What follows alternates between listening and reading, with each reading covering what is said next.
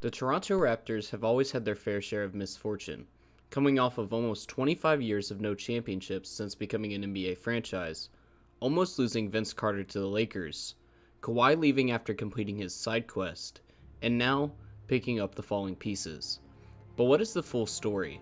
How did it take so long to get a championship, and how did it all fall apart after Kawhi left? Well, today, we're gonna dive into it. Once again, you guys really seem to like this timeline style videos, and I've gotten a couple requests for both Toronto's sense of misdirection as well as the New York Knicks. So as promised in my last timeline video on the Wizards, today we'll be doing the Raptors, and then afterwards we'll do the Knicks. Usually I start these off when the team last won the championship and show their fall from grace, but the Raptors championship was only 5 years ago, which is too short of time to comment on. But their franchise as a whole has only been around for about 30 years, so we'll just take it from the top. Well, before we tee it up here with the Philadelphia 76ers, I'm going to visit with B.J. Armstrong, who was the Bulls' second #1 draft choice. Harder for you to drive now than it was a few years back. You used to get to the foul line a lot more. You used to get a lot of dunks inside. I don't want to dunk you. Leonard is indeed coming to L.A. No, not the Lakers, but to the Clippers on a 4-year max deal. Friday night, the Clippers also made a huge...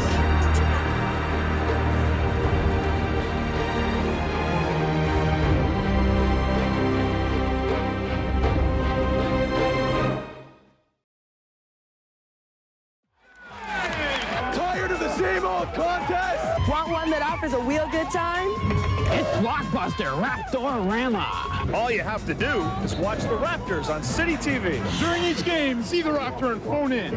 Win 2 courtside seats. In the early years of the NBA, Toronto already had a team named the Toronto Huskies, who competed in the first NBA game of all time.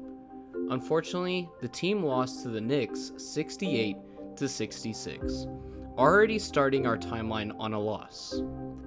That isn't the only thing that the Knicks would win over the Raptors though, as obviously the Knicks were still in the league while the Husky team dissolved in only 1947. The reason was low attendance and fans at games, similar to the Supersonics, meaning that when the Toronto team came back, they had a lot of ground to make up for. Skip forward about 50 years, and in 1993, the NBA decided they wanted to branch past the borders of the United States and add 2 new teams to the north in Canada, starting in Vancouver and Toronto. This helped fuel the debate of the term world champions, but that's a story for another day. With Toronto being chosen to get their team, next it was time to choose the executive. John Petov would own the team for $125 million. The NBA gave the offer to Isaiah Thomas, yes, that Isaiah Thomas, to purchase part of the team and become the team's first GM in 1994. 3 days after announcing IT as GM, the Toronto team finally unveiled its name and logo as the Raptors. As I explained in my Origins of Team Names and Logos, this was very much influenced by the fact that Jurassic Park had came out the same year. The team also had to go through a lot of hoops in order to actually play in an arena, which is very important for our story. Unlike how we may expect expansion in the next few years with the Las Vegas Sphere and Sonic's Climate Change Arena, the Raptors became a team before they had an official stadium. This caused a lot of problems with the hockey team there, the Maple Leafs, as well as their sports organization, the Maple Leaf Garden Limited. I want you to keep them in mind as we go through this timeline, but for now, all you have to know is that the MLGL made a bid for the team before they were denied in favor of John Petov and Alan Slate. Holding a grudge, when the Raptors requested to play in the Maple Leaf Garden, the MLGL refused. They instead had to play in the Sky Dome, now called the Rogers Center. An exciting new development is taking shape that will make Argonaut games more enjoyable in the near future. Carling O'Keefe Breweries, owners of the football club, are corporate partners in the Sky Dome, the world's first multi-purpose stadium with a retractable roof. They've signed a lease that will make the Argos tenants of the new waterfront structure for the next decade. The Sky Dome has been specifically designed to provide edge-of-your-seat excitement, combined with sit-back and relax comfort. But the stadium was intended mainly for baseball, which has a much bigger field, meaning people sat very far away, as you can see here, with people even bringing binoculars and opera glasses just to watch the game.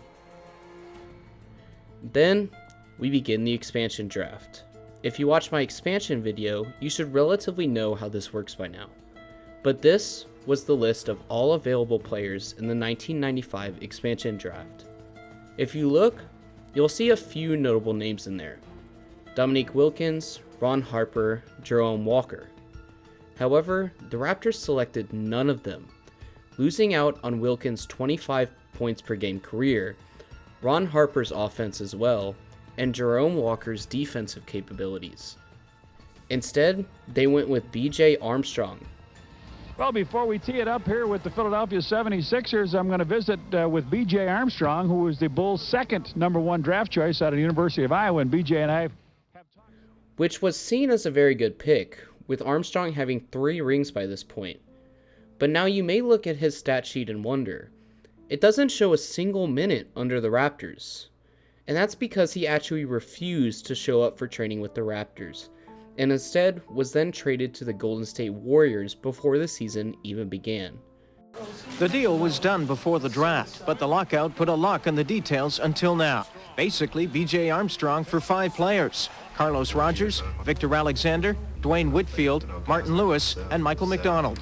All interchangeable types. It's a big key. You got to have versatile parts. You got to have versatile people and interchangeable people who can play 2 and 3 positions. Armstrong, meantime, would only have played guard and wanted to play for a contender anyway. He did not want to be here because he wanted to play for a contender, because he said by the time we start to win in 4 years, he'll be retired. This would not be the only blunder that they took in just their first year as a franchise, as Andres Gubert, Tony Mazenberg, Ed Pinkney, Keith Jennings, D'Antonio Wingfield, Doug Smith, BJ Tyler, and John Saley all did not finish the season with the Raptors, with many of them being waived immediately after. However, there was an upside. While it didn't seem like the Raptors had much to show for themselves the first year that they were there, they did try to play their hand of cards the best that they could. By trading B.J. Anderson to the Warriors, the Raptors received 4 new players in return. They traded Victor Alexander and Willie Anderson for Doug Christie as well. They also traded previously mentioned Tony Mazenberg and Ed Pinkney and 2 second-round picks for Sharon Wright, which, while seeming like an overpay, ended up being their second best scorer on the team. And they picked up Tracy Murray as a free agent, who was their 3rd best scorer. Damon Stoudemire was also drafted by the Raptors, averaging 20 points per game as the #1 scorer of the team and winning Rookie of the Year. I also gave the Raptors criticism earlier for not selecting Dominique Wilkins, Jerome, or Ron Harper in the draft, but Dominique Wilkins' points dropped by over 2/3, going from 18 to only 5. While Jerome was also only averaging 7 points this season compared to his previous 20, with his defensive stats decreasing as well, and Ron Harper was also on the decline. The second round picks that they traded were also practically worthless, with both not really having anything on Basketball Reference, so it seemed like maybe the scouts and GMs knew what they were doing. However, that would be until B.J. Armstrong again would average 12.3 this season, just below the 12.4 of Victor that they traded as well. They also got Herb Wright in the trade with Doug Christie, known for some decent defensive stats, but he only played 1 game with the Raptors before being waived, as well as the 2 players traded for Doug Christie would actually both end up averaging more points than him. They also missed out on drafting other excellent players in the expansion draft, like Greg Antoni, who exploded for 14 points per game that season and ended up on the most improved player ladder because of it. Subsequently, the team only finished 21-61 with all these failures, And just a day after the season officially ended on April 22nd, 1996, they fired Brendan Malone as head coach and hired Darrell Walker. After the game, most of the focus was on the future of Coach Malone. More from Sportsline's Rob Sinclair. Well, the only wrap-up to this game is that it wrapped up this season. A season so full of controversy, one might have thought Mike Keenan was running the show. But listen, give Brendan Malone credit. By doing things his way, he defied the odds, winning 21 games, including upsets of the Bulls, the Magic, and the Sonics. But unfortunately, in his bid to win, Brendan Malone openly defied Isaiah Thomas. And that, despite the record, though it hasn't been made official yet, has cost him his job. I enjoyed my opportunity to be the head coach of Toronto Raptors very much. I also thank the team for working very hard. I would say to everybody in the Toronto that support this team, thank you. You're fantastic. And a great crowd. Great crowds even to the end, 24,000, 27,000. And to you. You people treated me fairly. You're very good. But for the good of the But that's only their first season as a team after all. They're starting from nothing. We can cut them some slack, right? After all, the Grizzlies only finished 15-67. So how did they do in their next season? The 1996 season would again be filled with a roller coaster of emotions. To start off, their previous second best scorer we mentioned, Sharon Wright, would suffer a car accident over the offseason, causing him to drop from 16 points per game to only 6. They also got the highest pick that they could get, being blocked from a number 1 pick as an expansion team, and selected Camby with their second pick in the 1996 draft. If you remember when I told you to keep the MLGL in the back of your head, here it comes again. As the two owners mentioned, Slate and Bitov argued over where to play their games. The Maple Leafs also needed a new stadium, so Slate wanted to partner with the MLGL to co-fund a stadium for both the Raptors and the Maples, hoping to cut costs and also mend the bond between the two. Bitov, however, wanted to hold out the grudge and feud, and wanted to not assist the MLGL in any way, which caused a feud between the owners. Because of this, Slate bought out Bitov's ownership, making him the full owner and cutting Bitov out in 1996. But this now meant that the team was down an owner, and down money of the owner they had. But once again, I want you to keep the MLGL in mind, because this again is not the last that we will hear of them. The team in its second season remained mediocre, as it was only 18 in offense, averaging 95 points per game, and 20th in defense as well. This all came to a head when history repeated itself as the Knicks beat the Toronto team in their biggest loss ever still to this day, losing to the Knicks by 46 points. But the team still managed to have more success in this season, trading Jimmy King and 2 worthless second-round picks for Popeye Jones, who was a significant upgrade, and increasing their win-loss to 30-52. And to add the final capstone, they drafted Tracy McGrady with the 9th pick in the 1997 draft. The next season, the team suffered a much worse fate as they started off the season 1-19 after a 17-game losing streak. Later in the season, Damon Stoudemire requested a trade in February, sending him, Carlos Rogers, and Walt Williams to the Trailblazers for Gary Trent Sr., Alvin Williams, and Kenny Anderson. Then, a week later, they again traded Kenny Anderson without playing a single game, as well as Popeye Jones and Zan Tabak for Chauncey Billups, Dee Brown, Roy Rogers, and John Thomas. The pass to him. Damon Stoudemire is heading home, traded to Portland, his hometown. I'm just glad that, the whole situation is over. It's been a stressful month and a half for me, and, to finally get everything over with, I'm just happy about that. Kenny Anderson was gone before he arrived. Also gone, injured forwards Jean Tabak and Popeye Jones, traded to Boston. In return, the Raptors receive rookie Chauncey Billups, Dee Brown, Roy Rogers, and John Thomas. With the addition of these players, we have a lot of young talent. I think we just have to give them time and the opportunity to grow and develop. With everything all the guys have been through, some blood needed to be changed, and I think the guys are very comfortable about these new guys coming in. In D. Brown, the Raptors get leadership, a veteran voice. We'll be the oldest guy on the team in Toronto. Hopefully I can, help the young guys out of, getting the organization turned around, getting to the next level. But the big acquisition is Billups, a colorful, charismatic kid with enough talent and drive to fill the void left by the departure of Damon Stoudemire. He's a good guy and quality person. He's going to play hard for us. He's going to bring some characteristics that I think we need on our team. He's going to be an outstanding ball player, but he'll have great nights. He'll have some nights that he won't be so great because he's a junior in college. He's no different than Ron Mercer, no different than Antoine Walker. Doug Christie, meantime, wasn't talking at practice, but remains a Raptor, despite demands to be traded too. He just voiced his opinion. He spoke what's on his mind, and I think it's best that he let it out instead of have it build up inside of him and be frustrated and pouting the whole season. There'll be good and bad that comes out of it, or nothing at all. I would hope, and I'd ask all of our fans not to boo any player in a Raptors uniform.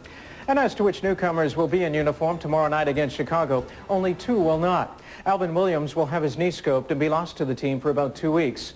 Chauncey Billups will join the team in Milwaukee on Friday. Rob Sinclair for Sportsline. John Thomas and Roy Rogers only averaged 2 points per game, but D. Brown would flourish with the Raptors, finishing in the most improved player and six-man ladder next season. And Billups was also an excellent player. He even made the Hall of Fame this year. But unfortunately, he only stayed in Toronto for one season, before later winning a championship with the Pistons, that again I've also done a video on. Tracy McGrady only averaged 7 points this season, but as a rookie, he showed promise, averaging good defensive stats as well. But the head coach, Darrell Walker, after seeing the failure of the team, resigned after 49 games, and the team struggled under their interim coach, Butch Carter. After all these trades and nearly dead last in both offense, defense, and net rating, they would finish with the worst franchise record of 16-66. This would also be the last season that they would play in the Sky Dome before going to the new stadium that was previously debated on that we mentioned. In the offseason, Roy Rogers would then be traded for Kevin Willis, who was a nice upgrade, but he slowly saw a drop-off in stats as the years went on. Isaiah Thomas also stepped down as executive, making room for Glenn Grunwald. Then we move on to one of the biggest drafts in these franchises' history. Tonight it's Vancouver, British Columbia, and the home of the Grizzlies, General Motors Place. With the fifth pick in the 1998 NBA draft, the Golden State Warriors select Vince Carter from the University of North Carolina. So for the third time, North Carolina has two players picked in the top 5.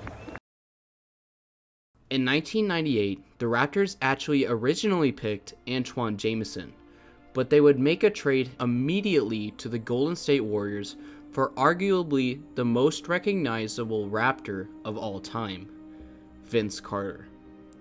Antoine Jamison was a phenomenal player with excellent stats that I've discussed in my Wizards breakdown, but Vince Carter broke out as the better player out the gate, averaging 18.3 points per game to Jamison's only 9. This made Vince Carter the only rookie to be their team's respective leading scorer, consequently winning Rookie of the Year.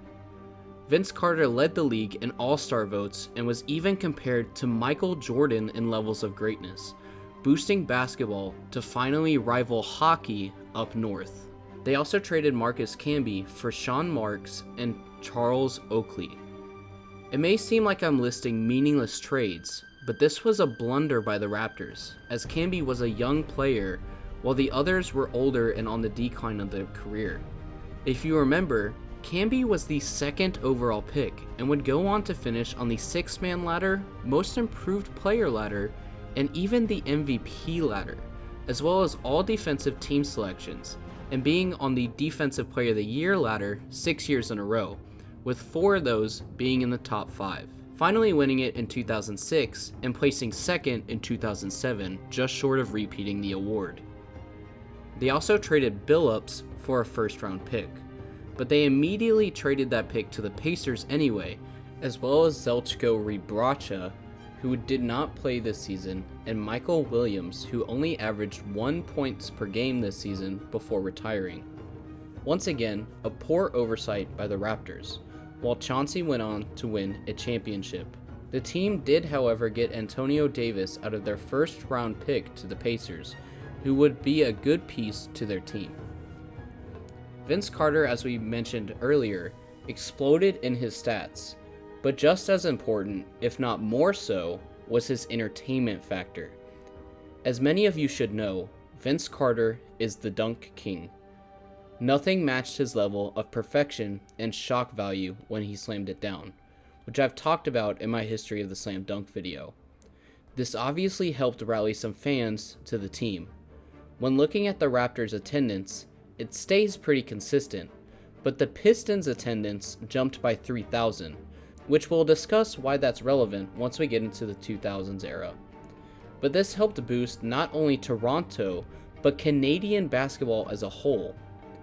Unfortunately, this season was cut short due to the 1998 lockout. This would affect many contributing factors of the team, including economics of both Canadian teams, we'll touch on soon, as well as cutting the development time of the younger players like Carter and McGrady. The team only finished 16 and 72nd in offense and defensive ratings respectively. They finished 23 and 27 for the only 50 games played during this lockout season, but the season afterwards saw a lot of changes for the team. In 1998, the MLGL became the Maple Leaf Sports and Entertainment Group, and a year later, they finalized a deal to buy out Slate's shares of the team, making the company the sole owners of the franchise and completing their coup to have control over the Raptors, like they wanted before even their first season as a team. Raptor fans, Leaf fans, they've all spoken out loud and clear. They want us together in one place. It is for that reason I've decided to step aside in order to ensure both teams have the economic means to compete successfully. Something Slate, the Raptors' reluctant but now former owner, was finding increasingly more difficult to do. It was getting tough. We weren't as concerned, frankly, about the other events that would go into the building. We had the banks all sign off on that. It was the dropping Canadian dollar and the escalating salary demands that, Damon was requesting, for example, 25 million Canadian dollars a year.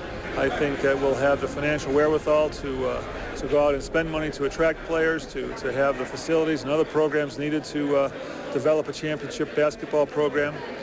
And that's what's encouraging. But whether it's encouraging enough for Damon Stoudemire to remain a Raptor remains to be seen. The closing is going to happen at the end of February, so that is past the trading deadline. So really it's Glenn that's going to be making the decision on that.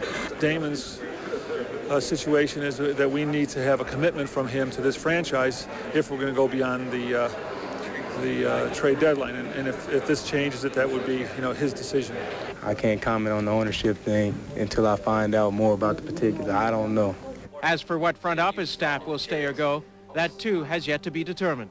We haven't decided that yet, Rob. It's been a whirlwind really the last 10 days here to try to get this deal put together there. What have you been told about your future as president?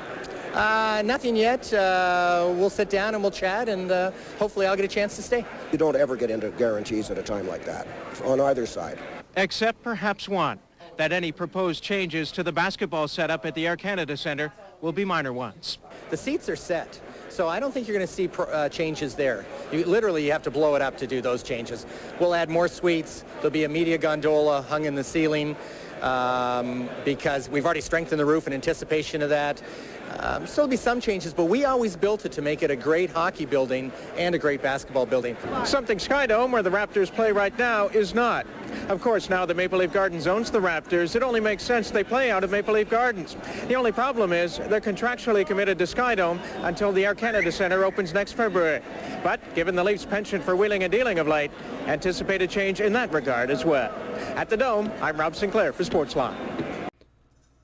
Hopefully, with this company always wanting the team, they would take care of the team and dedicate more time and resources, right? Making it even better than they were before. Well, I'll let y'all be the judge of that. In 1999, Sharon officially retired from the league, suffering his decline after the accident. But the team did gain some star power, gaining Del Curry, Muggsy Bogues, and Antonio Lang, all from free agency. Del Curry would finish in the six-man ladder, while the others were on the decline. But they did start off on a 12-6 run before making the playoffs for the first time ever. So there was massive growth being seen. But they were instantly swept by, well, you guessed it, the New York Knicks.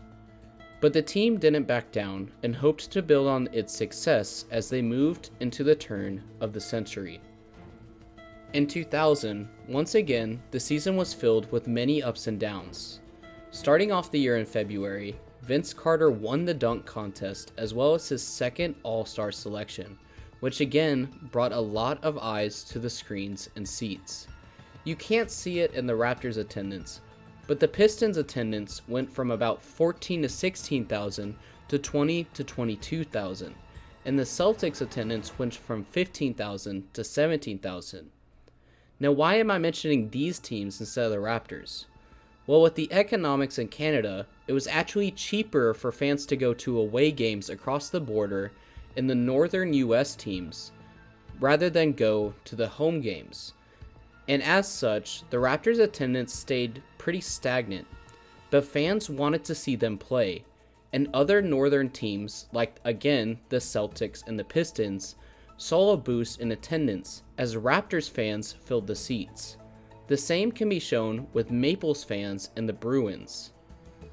Going into March and April though, there were many arguments in the locker room. Nothing super newsworthy or imploding, but there were several small scuffles between veteran players and arrogant young players, which caused a lack of team chemistry and cohesion of the team.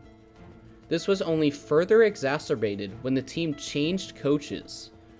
Butch Carter was in a ton of controversy, as well as getting into several arguments himself, which helped tarnish him and the team's PR. And so, he was replaced with Lenny Wilkens. And so, as the team fought and got adjusted to each other, they also had to get adjusted to this new coach. Just a couple months afterwards, the team also traded Tracy McGrady to the Magic. The team made several other trades, including sending Doug Christie and Muggsy Bogues away.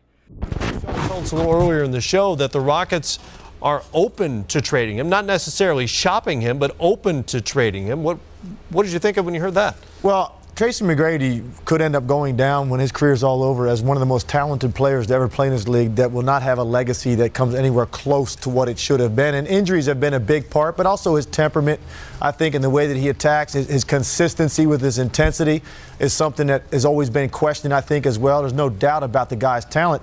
And now to talk about trading this guy, it's pretty surprising. I think that shows you the level of frustration that this organization and probably the fan base as well has had with the fact that he just cannot stay on the court long enough to give this team a legitimate run at a high seed in the postseason and potentially take this team as far as even the Western Conference Finals. When he's not healthy, that springs that domino. Yes, he has a big contract over the next couple of seasons. I think it will be much harder to unload that because teams see what we see. A guy that's a mercurial talent, but he can't stay healthy. And if you're going to bring him to your team, he's such a dynamic player. He needs the ball so much. When he's out, everyone suffers. So it's a tough call for the Houston Rockets. The team did do well, though, finally beating their rival the Knicks in the playoffs, and Vince winning another All-Star along with Antonio Davis, before they lost to the Allen Iverson 76ers the round after in a hard-fought 7-game series. As we move into the early 2000s, the Raptors unfortunately started to see the shift of Vince Carter away from Toronto. They still had a couple of seasons to go with him, but many choose this loss to the 76ers and the trades as the start of the end. This is only further the case with the media hounding him for being arrogant and immature, and giving him flack for attending his college graduation the same day as Game 7 of the playoffs, despite making the promise to his mom about graduating. It's already been a busy day for Toronto's Vince Carter. Vince arrived in Chapel Hill at about 9 a.m. to attend his college graduation ceremonies and met with the media. Carter, who earned his degree in Afro-American Studies, joined his fellow graduates in the class of 2001. Then at about 11 o'clock, he boarded the private plane of the Raptors team owner and flew to Philadelphia for the game. Vince arrived at about 12:15, 5 hours and 15 minutes before the game. As he gets ready for Game 7, he spoke with Andrea Joyce. All right, thanks, Ahmad. Vince Carter, the newest graduate of the University of North Carolina, has a nice ring to it, doesn't it? I'm just glad it's over. Just ready to play. What was this day like for you? Can you describe the emotions involved in this day and what it's been like? It's really nothing to describe. You know, it's just time to play basketball. Everything else is put behind me right now, and that's all I can think about. There were some people who questioned, including some of your teammates, who questioned your decision to go to North Carolina, considering the magnitude of this game. What's your response to that criticism? I have no response. You know, I have no comment for it. And, you know, the fact of the matter is I'm here, I'm ready to play. You know, a lot of people are calling this the biggest game in Toronto Raptors franchise history. If you take a step back, though, and look at it that way, can you understand that there would be concern? I don't care. I don't care. I'm accomplishing two things. I'm in the biggest game, and I've accomplished the biggest thing in my life, and that's to graduate. So. Did you feel at all today any anxiety about coming back, or feel like you put any extra pressure on yourself? Not at all. I'm just ready to play, you know. What about the positives from this? Are there things that you can pull from this day, inspiration, or is it two separate things? I have my degree, and I have a chance to win the Game 7 series against the best team in our conference. Okay, congratulations again. Best of luck today. Thank you. All right, back to you, Ahmad. The team did complete a trade for Hakeem, which would have been great if the trade happened 15 years ago. Hakeem was already 38 and only averaged 7 points, but he did bring his legendary defense, averaging almost 1.5 in both blocks and steals. The team was still finding success as they improved their standings in both defense and offensive ratings, and thus finished 47 and 35 for the second seed in the conference. But they had a bigger problem on their hands. Due to trickling economic effects from the lockout, as well as economic issues in Canada itself, like a low Canadian dollar value and other economic issues like described earlier, the Vancouver Grizzlies left for Memphis. This left Toronto as the only Canadian team. This further fluctuated the team's recognition, as some people wanted to watch the only Canadian team, and others dismissed them for only the US teams. On top of this, while the Raptors did not relocate, they were still tackling the same issues that caused the Grizzlies to move, which further pushed fans to attend games outside of Toronto, as we explained earlier, meaning less ticket sales and less concession sales for the team, and thus less income as a whole.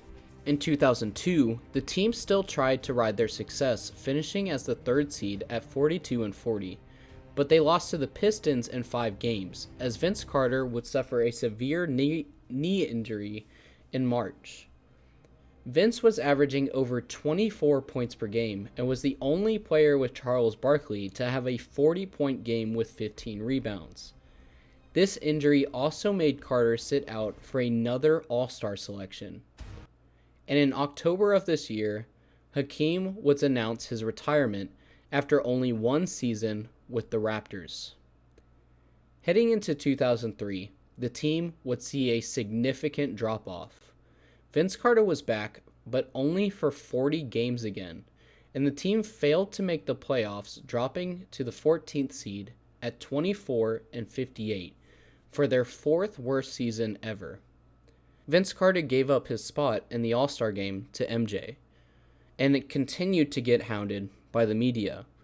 This next All-Star has just asked to be replaced in the starting lineup by Michael Jordan. 6'7" forward from the Toronto Raptors, 4-time NBA All-Star, Vince Carter.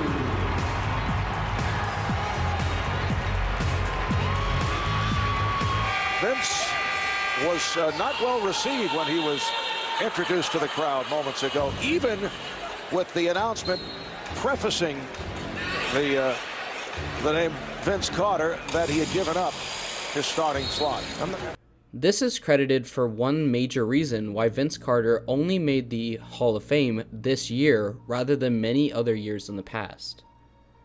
Later, after such a terrible season, the Raptors fired Lenny Wilkens, who was a Hall of Fame coach, and hired Kevin O'Neal. But there was an upside. With such a terrible record, the Raptors got the 4th pick, and were able to select Chris Bosh in the draft. After several more trades from the Raptors, including sending Antonio Davis and many others away, Vince Carter became further disgruntled and even made the statement, "I don't want to dunk anymore." Is it harder for you to drive now than it was a few years back? You used to get to the foul line a lot more. You used to get a lot of dunks inside. Is it? I don't want to dunk anymore. Why not? For what? Get fouled, go to the free throw line? You can get up, you can make a layup and get fouled and go to the free throw line. But if you look, you see you're not getting to the free throw line as often as you used to. Sorry, Barry. I'll go work on it. That's all I can tell you. But I'm saying, is that just the way you're being defended, or is it maybe from your I'm sorry, I'm going to work on it. I mean, I don't know what you want me to ask you. Keep asking the same question, and it'll come. When you do dunk, don't you feel it energizes your squad? Maybe take something away from the other team, isn't there that? Chris dunks. We got a lot of guys dunking. LeBron dunking the ball now. We got a lot of people dunking the ball. I just... yeah, but they're not in your league of dunking. Nah, thank you. But it's overrated, man. Dunking's overrated. Would you agree? No. It is overrated. Meaning he wanted to be more known for just that. He was also in more controversies as he was seen partying and clubbing and doing other things during his so-called injuries in 2003. The team would jump in standings though from 14th to 10th with the addition of Chris Bosh, but they would once again miss the playoffs. Vince Carter was also having altercations with the coach and the locker room, and once again would become injured. He also loved Grunfeld as GM and wanted Dr. J to take over as the GM when he left. The relationship between the Raptors and the fans and Vince Carter only got worse as he was getting booed in the stadium. It seemed that this was the final straw, as all of Toronto's worst fear happened. Vince Carter finally requested a trade and went to the New Jersey Nets. Vince Carter's dismay and beef between the Raptors only began to grow, but that's for another time as we continue the timeline for the rest of the team. Likely sharing the same frustration, the executive was also fired and changed Jack Mikulski, but Jack Mikulski would be demoted and Rob Babcock would take over. The coach also changed from Kevin O'Neal to Sam Mitchell. This was obviously a lot changing at once, and it seemed like everything was getting a massive overhaul. The roster, the coaches, the GMs, everything. It was time for a full rebuild around Chris Bosh. Unfortunately, this rebuild would also start off on the wrong foot, as they selected Rafael Ohoro, who was a complete bust, missing out on Andre Iguodala just one pick later, as well as Alonzo Mourning, one of the players that they got from the Vince Carter trade, also refused to show up for the Raptors, leading to a smaller return on the trade than expected. In the 2004 and 2005 season, Chris Bosh was doing well, averaging 16 points per game for the season and finishing 10th on the most improved player ladder. But it wasn't enough. Their draft pick was only averaging 3 points per game. They only finished 33 and 49 for the season, and they drafted Charlie Villanueva, who finished second in the rookie ladder and was an excellent player hoping to turn things around. Chris Bosh was averaging over 22 points on an all-star season, but again, it wasn't enough as the team started out with their new roster at 1-15 to start the season. With the 7th pick in the 2005 NBA Draft, the Toronto Raptors select Charlie Villanueva from the University of Connecticut.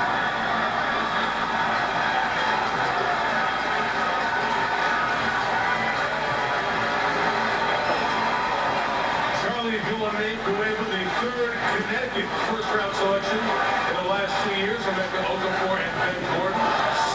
They were 29th in defensive rating and also suffered many injuries. They only finished 27 and 55. Once again, they hoped for success in the draft, but they chose Andre Bargnani with the first overall pick, who was another massive bust, missing out on LaMarcus Aldridge a pick later and several other good players. One-on-one with Antetokounmpo, shoots over two. Offensive rebound, Chandler to Bargnani. What is he doing? What is he doing, folks? Why would he shoot the ball? Why? Andrea Bargnani with a gap that he immediately acknowledges, tapping on his chest. The Knick bench absolutely stunned. And with that shot, the Knicks are going to need one more defensive stop. They basically had it set up for free throws and a chance to ice the game. And Bargnani, for reasons only known to him, took the three. He never hesitated. Gathered himself to take the shot. They also traded Villanueva for TJ Ford from the Bucks. It was fun, man. It was fun. I had a good time. And then after that game, the next year, you're in Milwaukee. I'm in Milwaukee. Yeah, yo, they did me dirty. Talk about it. Oh my God, they did me dirty. So that's why I took it personal, because when I got into Toronto, I'm 20 years old when I got drafted. And to me, it's like, man, he gave me the opportunity. Like, man, I'm gonna go through a brick wall for this city. Mm-hmm. I'm gonna do it all, and I had a good relationship. I did a lot of work in the community. Mm-hmm. Like Toronto, to this day, still has my heart. Mm-hmm. And then draft day comes, they end up drafting Andre Bargnani. Mm-hmm. So I'm like, okay. What the? They had the number one pick. They draft Bargnani. I'm like, all right, because at that time, so the previous season they traded Jalen Rose. Probably after they gave him that 81. Yes. They was like, we gotta get rid of him. They gave him that 70. Yeah, they was like, this ain't gonna work. So they got rid of Jay Rose and they put him. He got traded to the Knicks, and then I started. That's when I started. They put I small forward. Mm-hmm. So they put me at small forward, Chris Bosh at the 4. So I'm thinking, okay, maybe they're doing a big, me, Chris Bosh, Bargnani. Mm-hmm. All right, cool.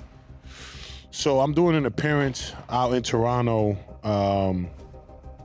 The day of the draft, and I talked to Brian Colangelo, who's the GM at the time, but he's not the one that drafted me. Rob Babcock is the one that drafted me, but he ended up getting fired midway through the year. Brian Colangelo comes in, new guy, kind of wants a clean house, right? You already kind of see where I'm going with it, right? Yeah. So Colangelo, I had a meeting with Colangelo. I'm like, man, there's a lot of people calling for you, trying to trade for you. Mm-hmm. But that's a good thing. That means you're doing something right in this league because other teams want you. But we're not going to trade you. Yep. Cool, bad. I'm telling you, I'm 20 years old. Mm-hmm. I'm telling you, 20-year-old kid. And you believe in everything he's saying. You feel me? Yep. Sam Mitchell goes to me and goes, if Michael Jordan comes out of retirement, that's the only way we trading for you. I said, all right, I'll trade my ass too for fucking Michael Jordan for MJ. I was like, all right, cool. So that to me lets me know, oh, you comfortable? I'm good. You good. Boy, 24 hours later, I was gone. 24. Not even, they ain't give me a full, not even 20, maybe 18 hours. They didn't even give me a full day. Gone, bro. Got rid of my ass, man. And the way I found out was crazy, man.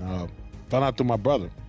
Mm-hmm. That time, he had a little situation, and he ended up finding out from, a third party, told him, like, yo, you just got traded.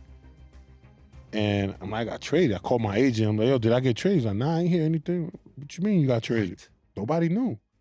And then, like, an hour later, there goes that 647 number or whatever it is coming through my phone. I was like, oh, shit, here we go. Yeah. And that was it. Like, yo, we just traded you for TJ Ford. And I get it, at that time they needed a point guard, but I was hurt. I just remember I ain't gonna lie, man, I shed a tear, man, because I was hurt. Like, that was like some, like, backstabbing, like. For sure.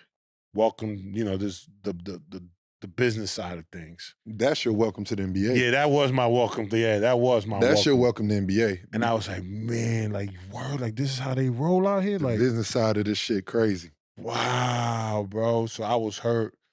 And for a bit, I was a little salty, but then I was like, I embraced it. I was like, you know what? Every time I play Toronto, bro, like yo, bro, like, I saw red. Yeah. I saw red.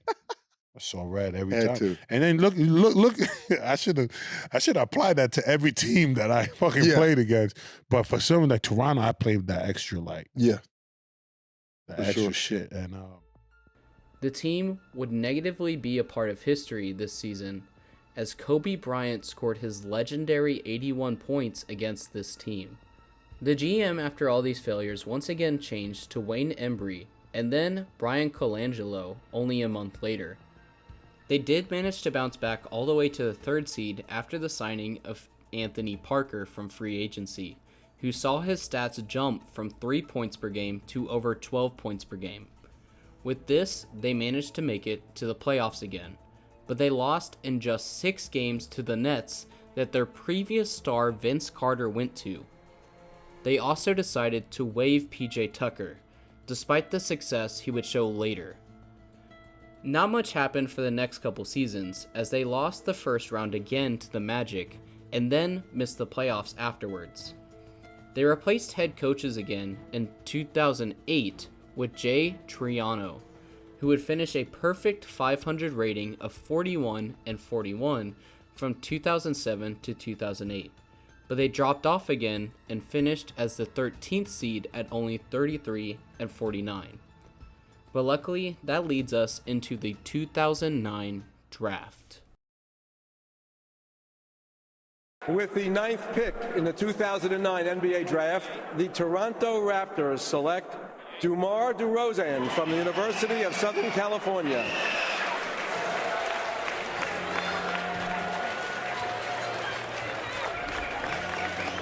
DeMar DeRozan played 1 year at USC, 6'7", 211 pounds. He was MVP of the Pac-10. In the 2009 draft, the Raptors selected DeMar DeRozan. He blended well with the team, being 7th on the team in scoring in just his rookie year. The team saw other massive roster changes, including a huge 4-team trade. With this new roster, they just narrowly missed the playoffs as the 9th seed, at 40 and 42. They hope to run the season back with this new roster and make it to the playoffs. But some people on the team had other plans. Before the 2010 season, Chris Bosh left after the failure with the Raptors and joined the legendary Heat Big Three. On top of this, they also sent Marco Bellinelli away for Julian Wright. DeMar was on the rise as a sophomore, jumping to 2nd in scoring at 17 points per game. But with this massive hit to the roster, the team dropped to 20th in offense and last in defense, finishing almost dead last in standings at 22 and 60, making their worst season since 1998 and marking the 3rd in all-time franchise. The next few seasons, they continued to suffer, selecting more busts in the draft and finishing 23 and 43 in 2011 to 2012, with DeRozan being the leading scorer with only 16 points per game. However, despite the bust, they did manage to pick up Jonas Valanciunas. They also hired Dwayne Casey as the new head coach. During the offseason, they managed to pick up Kyle Lowry, but in doing so, they gave up a first-round pick that then turned into Steven Adams, and also could have been Giannis.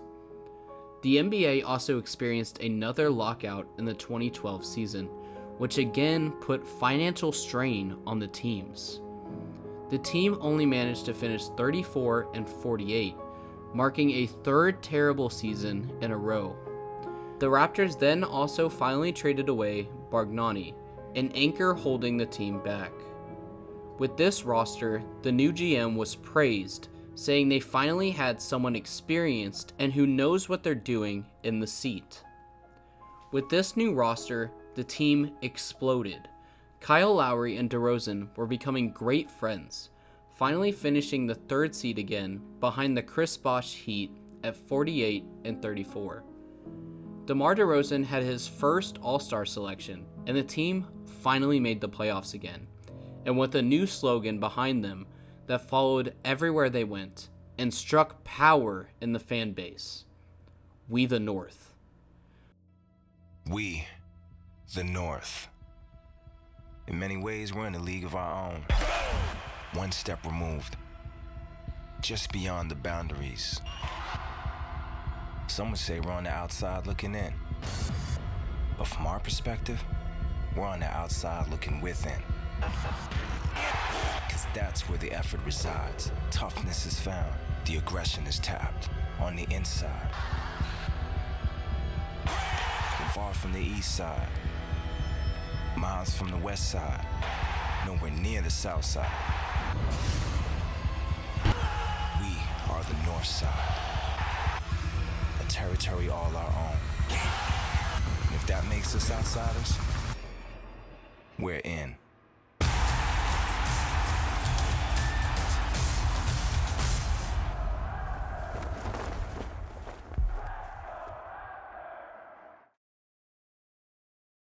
But this wasn't their peak, as they only made it to the first round before once again losing to the Nets, and the year after being swept by the Wizards of all teams, again in the first round. But there would be a new villain emerging that would change the face of the franchise forever. Entering the 2015 season, the Raptors were in insanely high spirits. They were laughing together, embracing the We the North slogan, meeting with Drake, and they even had a franchise record for wins at 56-26 and beat the Pacers and the Heat to finally reach the Eastern Conference Finals. But again, there was a problem. The legendary first pick in the 2003 draft coming back to his hometown from Miami. LeBron James averaging 26 points, 8.5 rebounds, and 6.7 assists in 6 games to send the Raptors back home with some of their worst playoff losses in franchise history. In the draft that followed, they picked up Pascal Siakam that would be another big face of the franchise in time. They also picked up Fred VanVleet and Serge Ibaka, but lost Terrence Ross. This gave them the power they needed to beat the Bucks in the playoffs, finishing 51-31 for the season. But they once again were met with LeBron, who averaged 36 points, 8.3 rebounds, and 5.3 assists. The Raptors shaked off the loss, and they finished the next season as the #1 seed in the conference with 59 wins, and they had home court advantage and a very deep bench. And the Cavs had just lost Kyrie, so surely this was their year. They destroyed the Wizards in the first round. But once again, they were swept in only 4 games to LeBron James averaging 34 points, 11.3 assists, and 8.3 rebounds, including a 43, 14, and 8-game performance that was remembered as one of the most dominant performances against the Toronto Raptors, and starting the famous moniker nickname. We'll be back to LeBronto for the fourth quarter. LeBronto, due to how much they lost against him. Then, LeBron said that he was leaving for the Lakers, meaning that the Raptors may finally have a chance against the Cavs, but the Raptors would be making some changes of their own.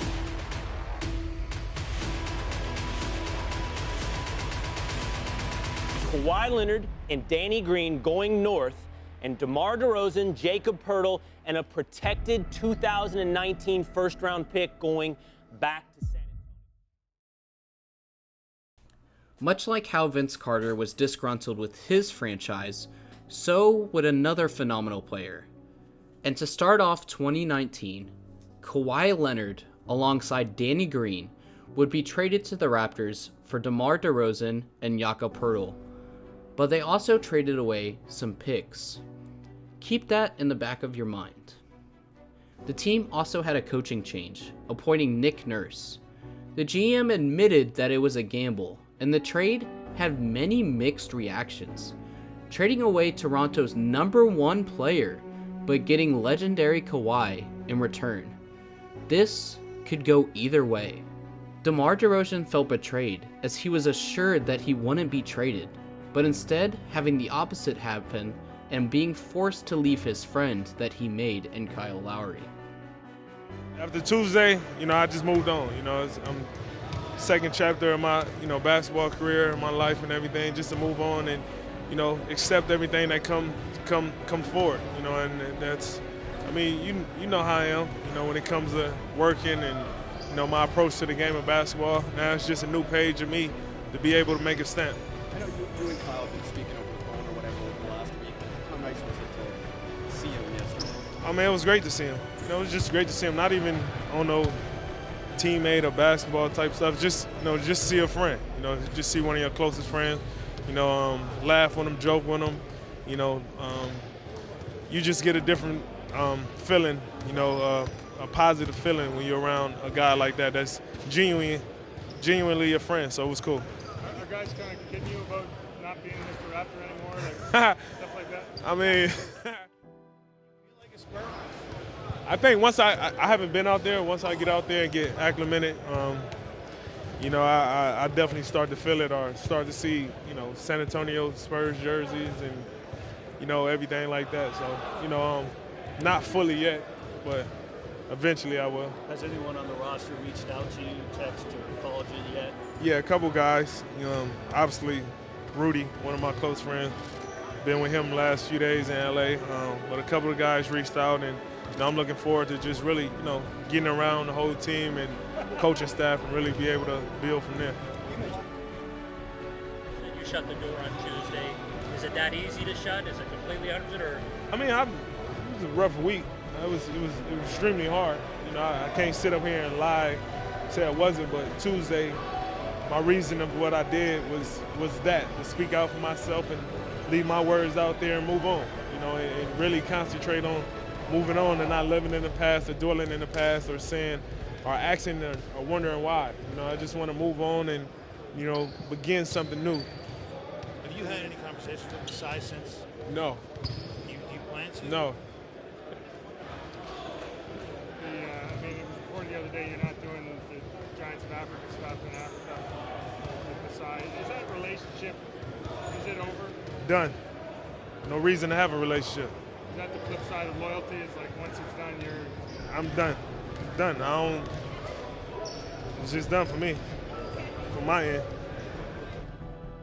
The team and fans stood in anticipation and curiosity to see how this would pay off and how Kawhi would adapt. Would it be a terrible trade and a throwaway of their best player in DeMar DeRozan, or would it be an excellent trade in picking up Kawhi Leonard? They also traded away Valanciunas for Marc Gasol, adding more uncertainty to the team. But Kawhi was instantly a success. He came in and he took leadership and became the team's #1 option. However, his methods became criticized and started a strategy that is still criticized harshly to this day: load management. With the monitoring of team staff, Kawhi's amount of playing time was meticulously crafted, and Kawhi sat out a total of a whole 22 games of the season to make sure that his legs did not get injured. The team ended up as the 2nd seed with a franchise record of 58 wins. They faced the Magic and they made quick work of them, with Kawhi's two-way play style in only 5 games. Then came the 76ers, which took them 7 games to beat, and it all came down to one shot. You got to be aware of the inbounder here if you're Philly. It's off to Leonard, defended by Simmons. Is this the dagger?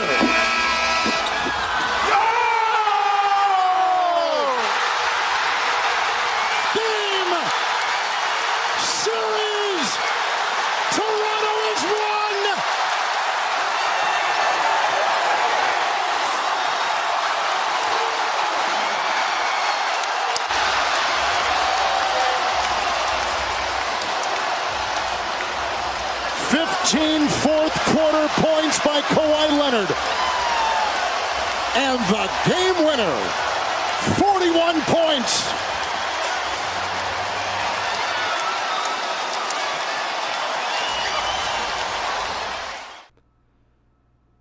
I'm sure you all know this clip. The shot became iconic, becoming the victim of many NBA and Kawhi edits, which I myself have even liked and shared around, even as a Spurs fan. Then they faced the Bucks with Giannis. The Bucks took the first 2 games, but the Raptors rallied together to take the next 4 straight to win in 6, similar to how the Bucks would later do against the Suns. Finally, the Raptors headed into the finals. They faced the legendary Warriors with KD on their way to complete the three-peat.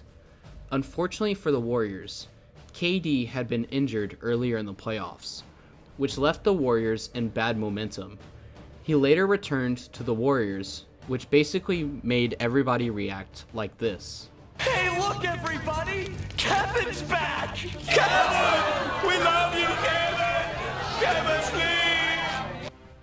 The finals were competitive and ferocious as each team gave it their all and played aggressive, with Fred VanVleet even drawing blood in Game 4 due to an accidental elbow while defending. Drake heckled the Warriors with a Toronto jersey with Steph Curry's dad's name on it, Del Curry, that we mentioned earlier. Then, in Game 6, the Warriors again faced another injury, with Klay sustaining his infamous ACL injury. Klay returned to the locker room, but they informed Klay that he would have to check back in to shoot free throws, as he could not return to the rest of the game if he didn't. He even stated to Steve Kerr, "I just need a 2-minute rest, and then I'll play the rest of the game," with a torn ACL. Klay came back and was applauded for his resilience to play through injury from both teams, as it was a great show of athleticism and determination to win, and he shot his free throws, demonstrating how much the Warriors wanted this win and how hard that they were going to compete. Danny Green even commended him for coming back out of the locker room and apologized, but Klay responded stating that he knew it wasn't an intentional foul and that there was no ill will despite how media and fans may make it out to be.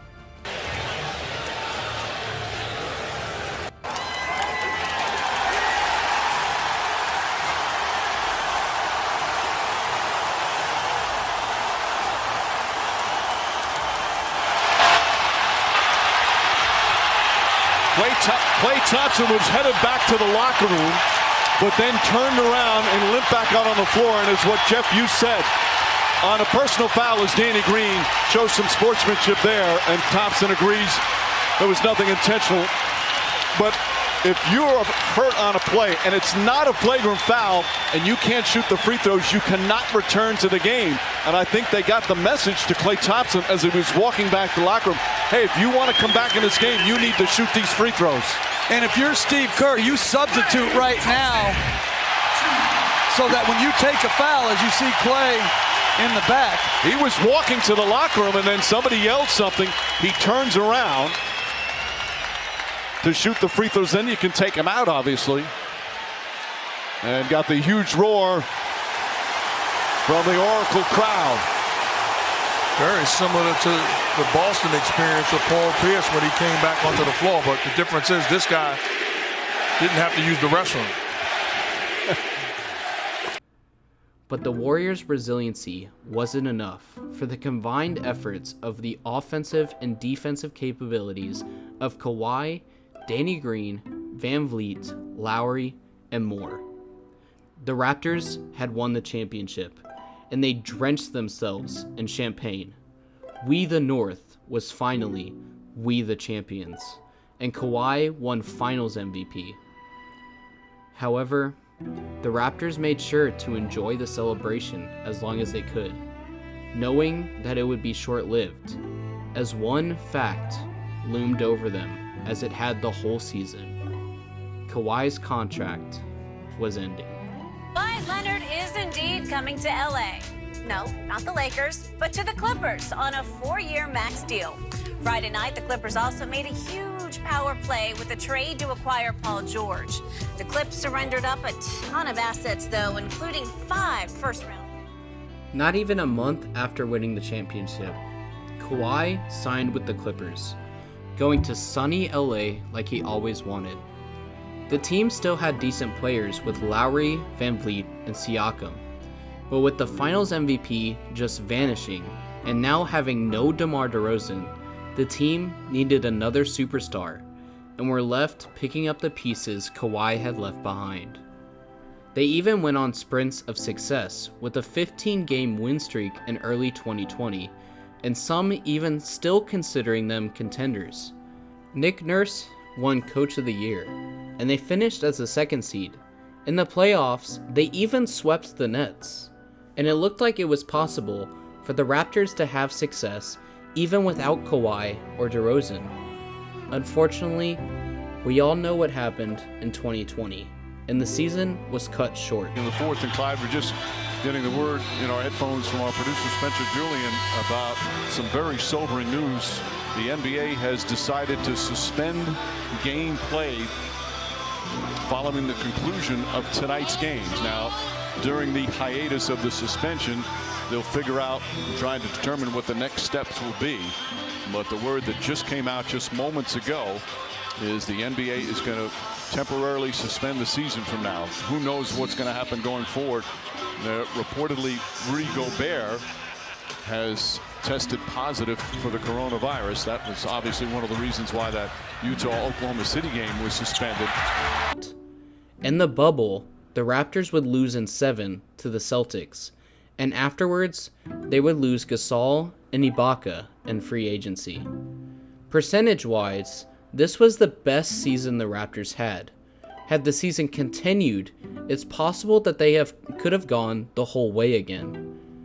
A year later, the league followed the same health protocols, which resulted in multiple of their best players and their previous Coach of the Year being out, including Siakam, VanVleet, Anunoby, and so on. COVID and other injuries basically ended the Raptors, as they went on only 27-45. The Raptors now had a massive decision to make. Try again without COVID stopping them, or rebuild. In 2021, the Raptors had the 4th pick and would select Scottie Barnes, but they would later lose Kyle Lowry for the Heat. This should have given the Raptors the sign to start fully rebuilding, but it seems they haven't had much success in doing that.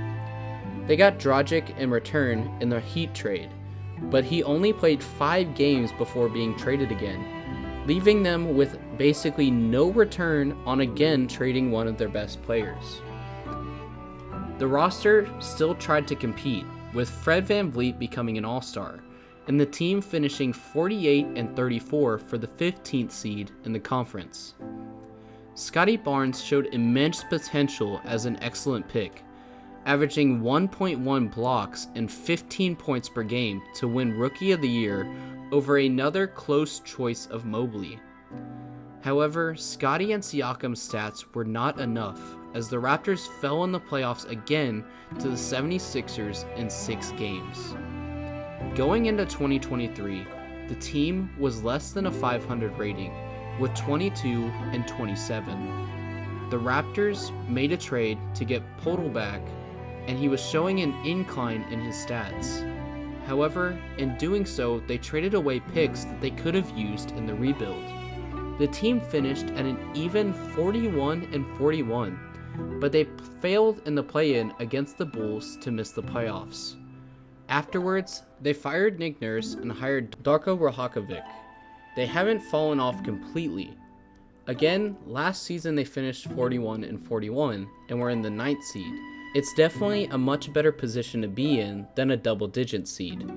However, it's evident that they definitely need another star if they want to compete for the championship again.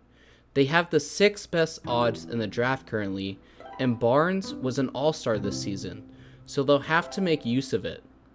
If the Raptors don't use Barnes' prime the right way, they could fall into the basketball purgatory that many teams fall into.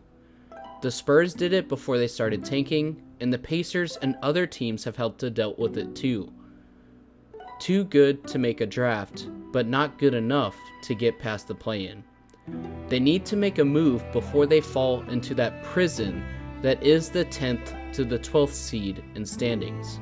Unfortunately, at this current time, they did finish at the 12th seed at 29-57, which is their 5th worst season as a franchise. They recently got Grady Dick, who's shown promise, as well as Marquise Newell, who is insane in the NCAA. However, this season has been riddled with injuries. They also got rid of Siakam, Van Vliet, and OG Anunoby. They need to do something, and they need to do it fast, before the wall that has started to collapse fully engulfs them. Otherwise, they'll be forced to tunnel out the long and hard way for the next several years. Again, just as the Spurs and the Pacers have. If this continues, they could end up as a similar story to the Wizards or Pistons or many others, losing all their best players after a ring and then being scavengers for C and D ranked players for decades, trying to mismatch pieces at the bottom of the conference. There's only one major problem to that. Remember whenever I said that I wanted you to remember the Kawhi trade? Do you remember how I said there were picks in that trade? Well, those are now the Spurs picks. So now the Raptors are completely stuck. What they need more than anything is a solid draft pick, but they already gave that away almost 5 years ago. So now they're completely solidified. Unless they can lower their draft pick to not turn it into a Spurs pick and somehow strike gold with it, the Raptors are on a course to crash and burn into the purgatory that I've been mentioning that they should avoid at all cost. And so, we have to wait and see how they play these cards they now have in their hands. If they don't turn it around soon, they will be stuck for possibly the next decade in the future to come. With all that being said, I hope you guys again enjoyed this timeline style video.